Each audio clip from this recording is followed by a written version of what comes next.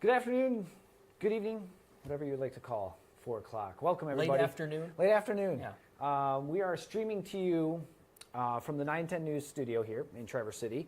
Turn that down. We are bringing you the kind of discussion on what it took and what we learned about the Edmund Fitzgerald, the 50th, remembering the Edmund Fitzgerald in a wonderful piece that David and Josh Monroe did called The Last Voyage.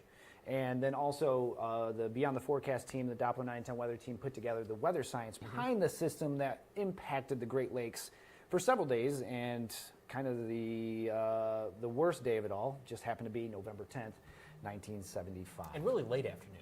Yeah, late afternoon. It was, by the way, Josh Monroe is going to join us shortly. He's out on a shoot right now, but he's just going to kind of pop in here over the next half hour. So if you're watching on Facebook, if you're watching on YouTube, just pop into the comments section. If you have a question that's Edmund Fitzgerald related, feel free to ask it. If you have a question about the process of making this documentary, feel free to ask away as well. Just kind of a freewheeling discussion here for the next half hour or so on all things Edmund Fitzgerald related, or if you remember 50 years ago. I know there's a lot of folks out there. A lot of stories. This is one of those moments, not just in Michigan, but really in the Midwest, where you remember where you were, what you were doing when you heard about the Edmund Fitzgerald going down. I was talking to my mom last week, and she said, yeah, I was teaching in Beale City, and I was heading out the door. I remember hearing it on the radio. Yeah. My dad went to college in Superior, Wisconsin. Yeah. He knows exactly the ore docks. University of Wisconsin Superior? University UW Superior. Really? Yep. Played him in hockey. He knows the exact ore dock where the Edmund Fitzgerald was loaded up on her final voyage. One thing that I learned that was interesting in making this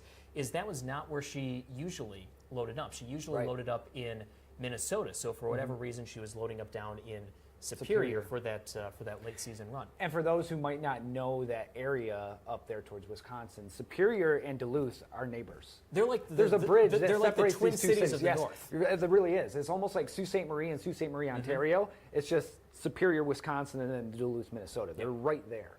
It's right where Lake Superior kind of meets those two states. But yeah, so if you guys are in chat and would like to chat with us, we have you guys here. So that's the beauty of streaming, is we have interaction with you, and we're going to kind of run back how this all started. Obviously, it's 2025. We knew it was going to be a big year with the Edmund, and we started way back in February. February or March is when we first started having discussions. Now, there's a few key pieces of why we started getting discussions this early, but we did start this way back when in March. I mean, you and Josh went up to, I believe the UP started shooting. It was early May interviews when we did with our first interviews. So we interviewed Ransom Cundy's grandsons, Darren and Kevin, on a very chilly day up in Munising on the shores of Lake Superior. He lives over, I think lives over in Gwin.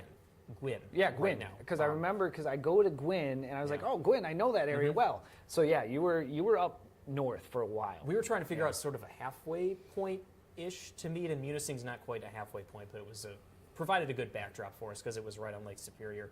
So early May, we went there, interviewed them, and eventually just had to wrap it up because it was so gosh darn cold there. Still in May. I think it was windy enough.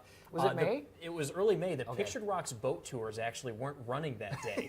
The Pictured Rocks tour boat was parked in Munising in the park where we did this interview, and then we shot over to Whitefish Point and saw our old pal Corey Atkins, who was just phenomenal through all of this and gave us access to a ton of the archival footage that the Shipwreck Society has, the audio, that interview with Captain Cooper that he did shortly before he passed away. So a big thank you to Corey and everybody up at the Shipwreck Society who really, really gave us some incredible stuff to make this happen. So we interviewed them up at Whitefish Point as well in May, and then in July, Josh was back up at Whitefish Point. That's right. He talking without you, correct? He did, because I was on paternity leave. So yep, that was why this started a little bit soon. Taking care of Charlie at home, because we knew there was going to be this 2-month gap where I was not really going to be able to do much. But he interviewed Debbie Champeau, the daughter of Buck Champeau, in her interview, which was just incredible. Right. She tells her father's story so beautifully. And Josh did that interview with her. He was also up there to cover the memorial swim that they did. And then in late October, was whatever day Game 4 of the ALDS was, because I remember you were texting me during this interview. Right. Yes. My phone was going off in my pocket during this interview. I said, "Oh, the Tigers must be scoring." Because I'm the only one that texted. I was letting him know, and I was like, "Oh wait, I think David's on an interview." Yeah. And then later that day, it's like, "Yeah." So okay. we were down in Lansing. That's where we interviewed Rick Mixter, who's one of the few people who's dove on the Fitzgerald, and he's very, very knowledgeable about the wreck of the Fitzgerald. He's devoted really his life to studying shipwrecks and understanding the history of shipwrecks on the Great Lakes, and had some really good insight on the Fitzgerald and why this was such a big deal and why it resonated not just here in Michigan but across the Midwest, and why the Fitzgerald in and of itself was such a big deal as a ship. This was the best ship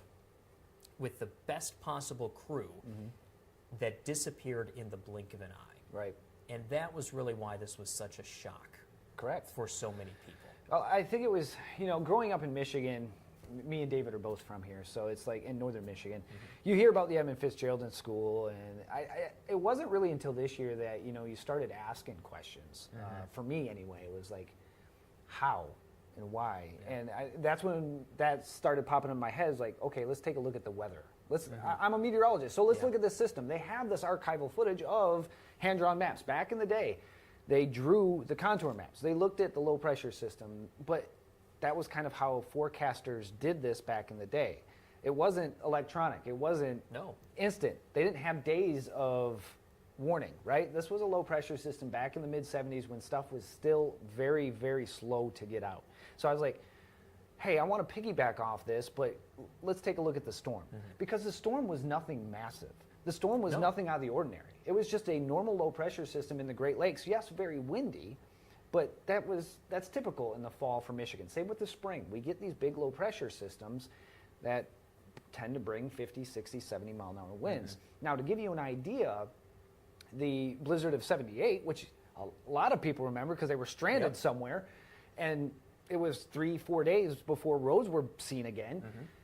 That was a 950 millibar low. We talked about this that was a 980 with Rick. If you watched our full interview with Rick Mixter, he was living in Marquette at that time, and he says, I remember standing on the roof of my house after that blizzard. That blizzard, he argued, from his perspective, was worse than the storm that the Fitzgerald found itself caught in. And so then the questions in my rise, like, okay, then why did the Fitz have problems then? But this is the Great Lakes. The Great Lakes are just... They don't behave like normal no, lakes. They don't. It's not a normal lake. So then I started asking myself, why? And that's when you start finding out the information. And I'm not saying, this in any bad way, but the Fitz was late leaving.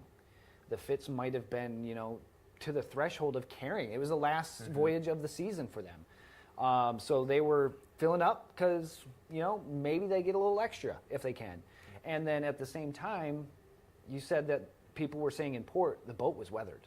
Yeah, it was looking a little ragged. There's some research that indicates she'd taken a pounding Yeah. over the 74 and into the 75 74, season. 75 weather was not nice. Yeah. Like there was a lot going on that whole whole boating season. So yeah, I bet you she was showing wear and tear. And you have to remember, this was November. This was the end of the season. Yeah. If there were any repairs maybe that could have gotten pushed down back. the line a little bit, Yeah. sure, they're going to do that to try to keep her running. So that was one of the factors, is she had just taken a beating. Yeah. She'd been pounded in the past 2 years out there sailing. And the other thing that, again, came to my mind when I was like, let's kind of figure out how we want this to go, was let's take a look at the difference in technology then to now.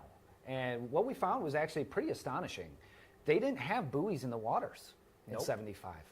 And because of this tragedy, they put 8 buoys out in 1978. And that's when they finally started getting up-to-date live information with waves and the weather out in the middle of the lakes. Because before that, it was reports from sailors that were going to be late anyway. Every captain, in a sense, I learned, was sort of a meteorologist. Yes. Sort of had to be not necessarily, I don't want to say well-trained to try and discredit it, but they had to have a meteorological understanding to a certain extent. Right. If they were going to sail out there, because that is how they deciphered a lot of the information. And some of these ships were weather reporting ships, too, so they were relaying some of the information they were seeing out on the Great Lakes. Yep, and I remember taking my meteorology classes, you had to take a lot of the air stuff that if you wanted to be like pilots have to take. You have to take the same classes they did. Sailors, the same thing. Maritime and sea, everything is, there's different aspects to meteorology, and you're not wrong on that at all. Like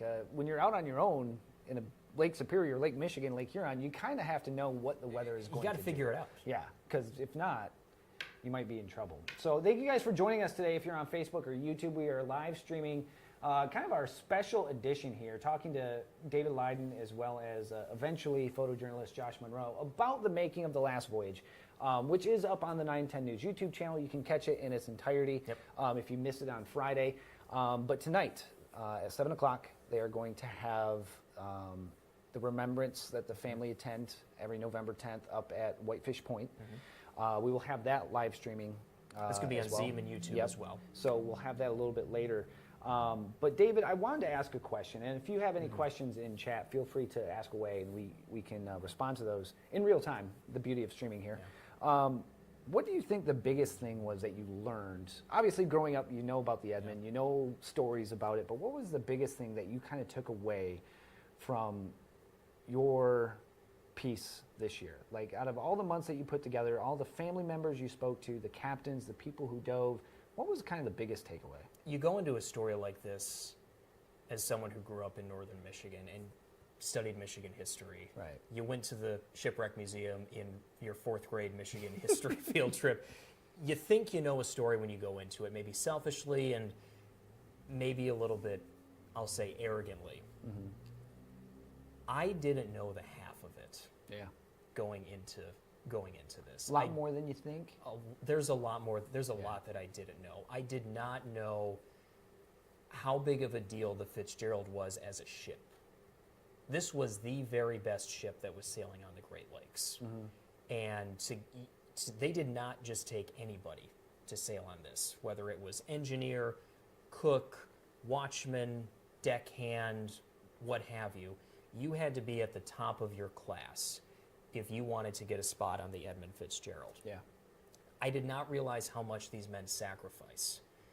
Darren Muljo, who's the grandson of Ransom Cundy that we interviewed, had a great line in his interview. He said, in this day and age, we talk so much about work-life balance and making sure that we're home enough, we're at this enough, we're here, we're there, that we're not burning ourselves out going crazy on a job. He said, there is no work-life balance when you're a Great Lakes mariner. Right. You are on the ship from early spring until late November. Fall, when the shipping season ends on that final run. And that's all weather. The start of it's very weather dependent, and the end of it is very weather dependent. So these guys were looking forward to getting home, and these families were looking forward to the start of husband being home, grandpa being home, dad finally being home after the end of another long shipping season. There were a couple of guys I learned that this was supposed to be it for them. Captain McSorley was one of them. He was supposed to retire at the end of this season. Really? And there were, on the morning of November 11th, 1975, 29 families, 29 moms who had to look at their kids and say, Dad's not coming home. Right. Grandpa's not coming home. Yeah. I know we were all looking forward to him coming home, but he's not coming home. I get those chills when you say that. And I think I'm in not doing even this, I finally understand why this is such a deeply human tragedy. Right. This is an incredibly painful tragedy for 29 families out there. And I think it affects them a little bit more so this year, just because this is the 50th, and you're sitting here, oh my gosh, it's been 50 years since Grandpa's been gone, or Uncle's been gone, or Dad's been gone. But this was an incredibly, incredibly painful moment for these families, and it still is. Yeah. And Debbie, who we interviewed, said, you just don't get closure. You don't get closure. Darren said, we had a funeral with a casket with no body. Right. That's not easy to do. And he was 5 years old when that happened, so he's trying to process all of this as a 5-year-old. You look at some of the other shipwrecks on the Great Lakes, not to discredit and to say, oh, they're not tragic. They all were tragic. Yeah. But they had funerals with caskets and bodies and a physical gravesite to go to. When Bradley sunk, there's a picture of the Catholic Church in Rogers City. The entire center aisle is just caskets of crewmen, of the bodies they recovered. Right. They didn't recover any of the bodies from the Edmund Fitzgerald. So the Edmund Fitzgerald is considered this sacred gravesite by these families. And that's the other thing that maybe didn't surprise me, but it sort of reaffirmed what I'd always understood, is that this is a sacred place for these families. And they are very adamant that there are to be no more dives on the Edmund Fitzgerald. Right. Leave their loved ones alone and just let them rest in peace. That's where they are. This is their gravesite, and they don't want anybody else going down there and disturbing it. They don't want another dive to try and ultimately answer the question of why did this happen. In their eyes, we know what happened. Right. They got caught in a bad storm, and they went down. Couldn't make it. Corey told me there was a great a line from Cheryl Rosman, who was the father of Ransom Cundy. So it would have been Darren's mom. Said only the guys on board and God above know what happened. Yeah. And for these families, I think that's they're satisfied with that being that their form of closure, right, if you will, as much as you're going to get. Yeah. So this, again, just an absolutely horrible, heartbreaking human event that this happened, and I think the humanity in this gets lost sometimes. Oh yeah, because we want to focus so much on the theories, we want to focus so much on why did this happen and try to figure out, and that's I think that's just somewhat human nature to gravitate towards those but it takes stories. a little bit away from it though too. It does, and I think 50 years on, I don't want anybody. I hope in watching the special you understand the humanity of this, and you understand how deeply painful this was for 29 families out there, and still is. And to this day, they don't want their loved ones forgotten. We shouldn't forget about their loved ones because of the lessons we learned. I mean, because what is it now? It's, the men in 75, they had a wife, they had children, and now it's grandchildren. When Gordon Lightfoot had that line in his song, "All that remains are the faces and the names of the wives, the sons, and the daughters," that's not an exaggeration. No. It's just deeper down Debbie the said, line now. my grandkids don't know, or my kids and my grandkids don't know their grandfather or their great-grandfather, aside from what I've told them. Like, that is how he lives on. And that's, I think they view that as a very, very sacred duty to carry on their loved ones' stories. And the only way that I can kind of match up to that or put is my great-grandfather passed away. My great-grandpa Stevens passed away just before I was born. Like, all I knew was the stories that people in Everett had told me about him. Yeah. He was the roller skating god of Everett, from all I know from people. I knew he was a great man and knew he lived in downtown Everett, but it was like, I never got to meet the guy. So all I have to go on is the stories and the photographs and, a line in a very popular song, which is why some people start digging into the Edmund Fitzgerald, right? It's almost like that platform was like, oh, there was the Open the Lakes. I mean, who knew about the Great Lakes and the tragedies that we do see from time to time before, there was the wreckage of the Edmund Fitzgerald. In the doc, there's a line from Bruce Lynn, who's the director of the Great Lakes Shipwreck Historical Society. He said, one thing Gordon Lightfoot did is it made people think and it made people care, whether they wanted to or not, about the Great Lakes. It's true, 100%. And the thing is, when people come here, I mean, they know what we've known our entire life growing up, is we have some spectacular lakes, and they do not act like normal lakes. No. It's funny because I see a lot of it on social media right now. As, again, we come through, people talk about the Edmund Fitzgerald and the Great Lakes, and people in Britain are learning about the Great Lakes. Whoa, these are like seas, but they're freshwater lakes. It's a freshwater ocean. It really is. It's the best way you can describe it. You cannot see across the lake. No. Ponds and lakes inland, you can see across them. The Great Lakes, you cannot see across them until you get somewhere close. So it is definitely an amazement when you're talking about the Great Lakes. But thank you, everyone, for joining us here on Facebook and YouTube for our live streaming breakdown of The Last Voyage that David Lyden and photojournalist Josh Monroe put together for everyone. On Friday, we showed it. And that was a spectacular piece. And then Beyond the Forecast had a little bit of the science and the weather behind that storm that moved in. And again, like we mentioned, I just kind of want to hit on it again, this was just a typical low-pressure system in the fall. The Fitzgerald was in about the worst place she could possibly be, though, at the worst possible time. It was sort of just this combination of factors that all came together. And let's talk a little bit about that Last Voyage. We've seen the paths of it. They went north up towards Isle Royale, and then kind of Then they start taking that turn towards Whitefish Point. And they're trying to get to Whitefish Bay. Like that is where safety relative is. safety. Right. And, you know, there's theories that maybe she bottomed out with a heavy load up towards Isle Royale, maybe scrape the bottom. Because when you're getting close to the islands, obviously you're going to be closer to land. Where they sunk was about 500 feet, 400 It's feet. about 500, a little more than 500 feet of water. And they were about an hour away That's what from Whitefish Bay. 15 miles is what we know. And yeah, in the conditions they were, maybe about an hour away. out. But there's some reporting out there that the Fitzgerald was also about an hour behind leaving Superior, Right. Wisconsin. So how does that factor How does that in? factor If they in? left, quote unquote, on schedule, Would they have been do there? they make it? There have been some researchers who have said if McSorley opts for the traditional southern route that's hugging sort of the southern side of Rather Lake than going up Superior, and rather down. than going up and around and then down into Whitefish Boy, they maybe miss the storm entirely. We'll So- never know. Well, but no. But that just kind of plays into what I think is the human interest into any of this. Is the what if. What if? What if? And I think that plays into everybody's every day. What if I did this? What if I did that? But this low pressure system, so low pressure systems pinwheel counterclockwise. So the winds on the front side of it would have been out of the south. So as that low crosses Lake Superior, you get the extremely gusty northwest winds. And so as the Edmund was coming to the southeast, had the tailwind of about 70 miles per hour, dealing with 20, 30-foot waves up and down.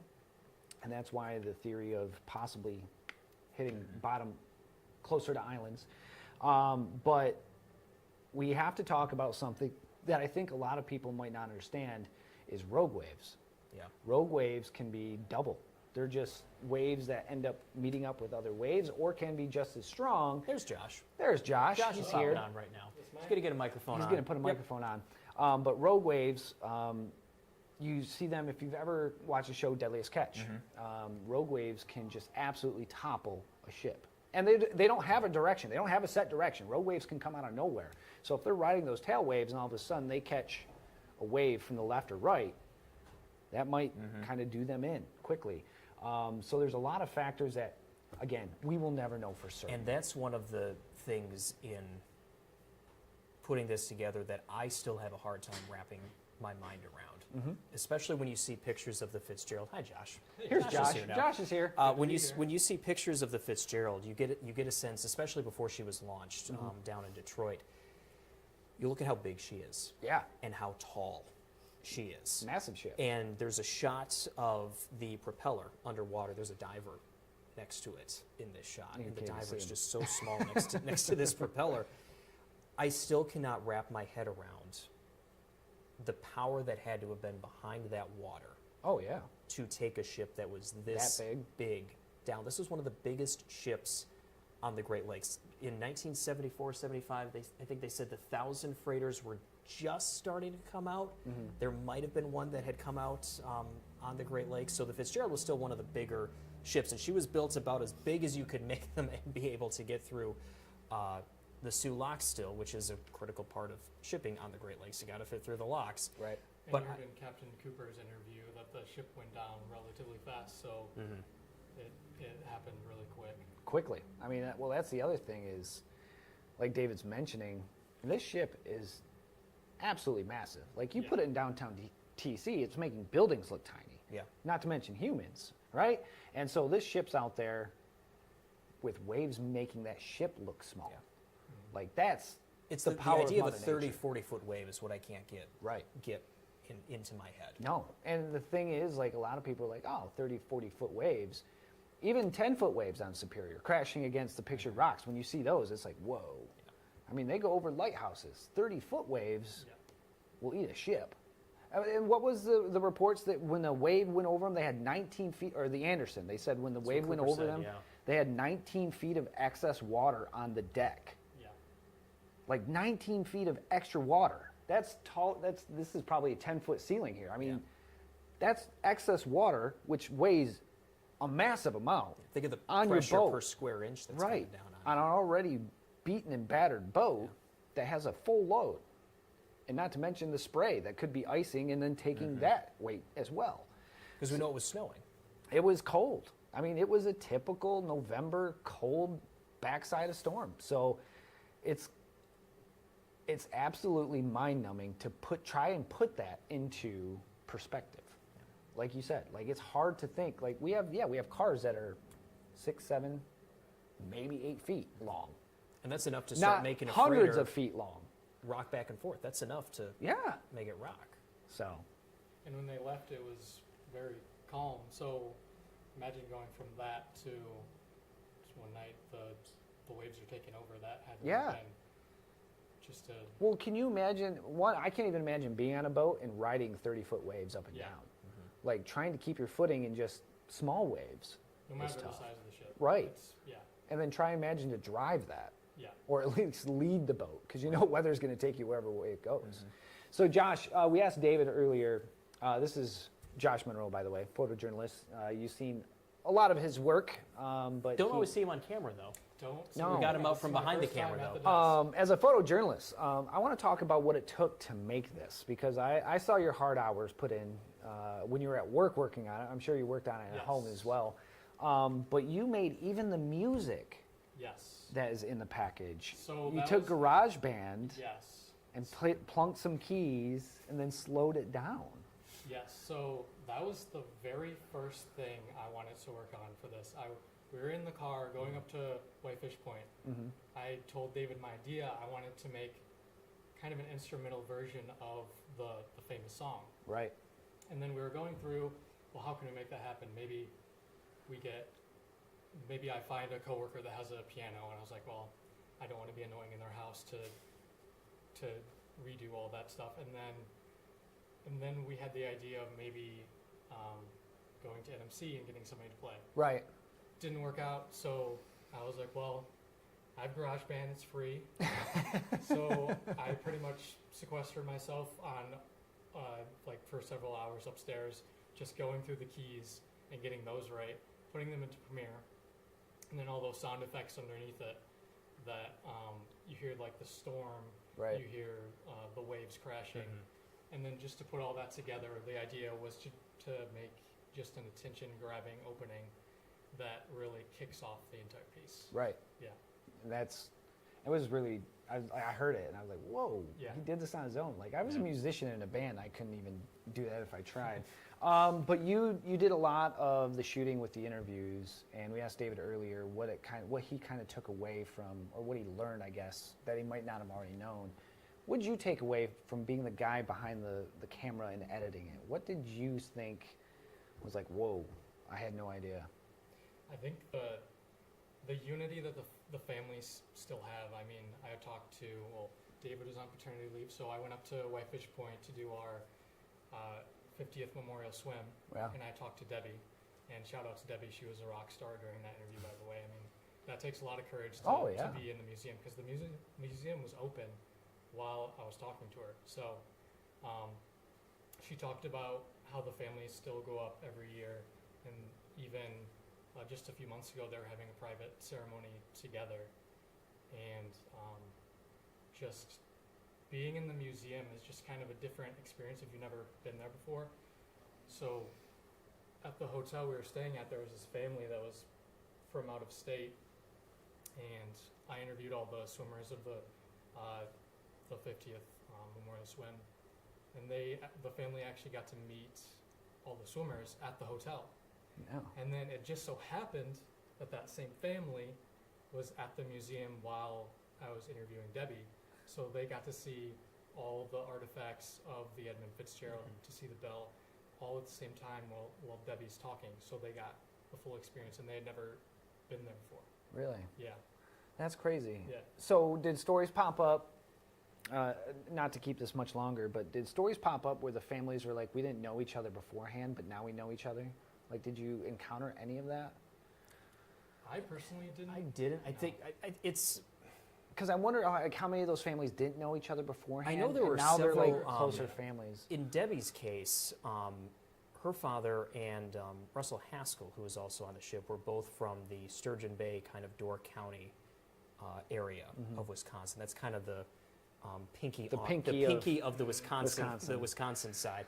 I don't know if they knew each other before I'm sure there was some. They got on the but, ship. I think there were some people, based on geography, they maybe didn't know each other before the ship, but once they got on, they kind of connected the dots. Oh, Yeah. I'm from the Cleveland area, or you're from the Sturgeon Bay area. Yeah. I know Darren mentioned his grandson, Ransom Cundy, was best friends with one of the porters on the ship, Freddie Beecher. Okay. So I think some of the families maybe knew each other, but now it's just like this, Unity. it's this tight. unbreakable familyhood bond. It's this family that's come together. And now it's grown in by this tragedy. generations, Yeah. 50 years later. Because it's getting to the point now where, in some cases, it is the grandchildren Yeah. who are carrying this on. Yeah. Yep. And that's kind of what we touched on at the end, where Debbie's like, "This will be carried on no matter Yeah. how long this goes. I'm going to pass away, but my family is going to Mm-hmm. always have eyes on the Fitzgerald." It's sort of like this idea of people in our generation are discovering the wreck. Right. It's sort of the next generation of the wreck's families who are carrying on the legacy. Yeah. And I'm sure it's partially the time of year, but my Instagram reel feed has been just nothing but Edmund Fitzgerald Fitzgerald. reels. Yeah. So I think there Yeah. is, it still resonates. I think it shows how much this story still resonates, even Yeah. with a generation that wasn't alive when it happened. Right. I think that speaks to the power of this wreck, to the power of this tragedy, and the power of people to connect with something Yeah. like this. It really does. I'll be 40 in 7 days, and you learn that in school. My sister, who's not even 25 yet, sending me reels of the Edmund Fitzgerald. Yeah. And I was like, it's almost a generational thing here in Michigan to remember and to pass along. So, thank you for joining us today here for the kind of how the Last Voyage was made and the takeaways from it, as well as kind of the beyond the forecast look at the weather science behind that day as well. Don't forget, you can go to the 910 News YouTube and catch the Last Voyage in its entirety there, Yep. as well as the raw interviews. They're up there as well. We've got the full reviews up there. So you can see the interviews with Uncut, correct? That they can see. Yes. Because some of these interviews, They were one long. of them was almost 2 or 3 of them were almost an hour long. Yeah, a lot Yeah. had to be cut. A lot had to to be get cut. to that 22-minute mark. So there was unfortunately some stuff that hit the cutting room floor, So, as is inevitable. But they're great interviews. Fellas, I want to be the one here to say well done on the documentary. Huge shout out to you for putting that together, and a huge shout out to all the families and participants in that documentary. Yeah, it doesn't happen without them. No, it doesn't, not at all. And I think you, I should say, did an amazing job showing their story of it, because that's what we need to remember. Is there's people after the fact that are dealing with this on a daily basis and have been dealing with it for 50 years. So, so with that, I am Chief Meteorologist Michael Stevens, David Lyden, Josh Monroe. Thank you both for being here. We appreciate you joining us. And again, don't forget, go to 910newsyoutube.com and then click on The Last Voyage and watch it in its entirety. It's a really, really well done remembrance of the 50th year of the Edmund Fitzgerald. Thanks, guys. Thanks, everybody. Thank you.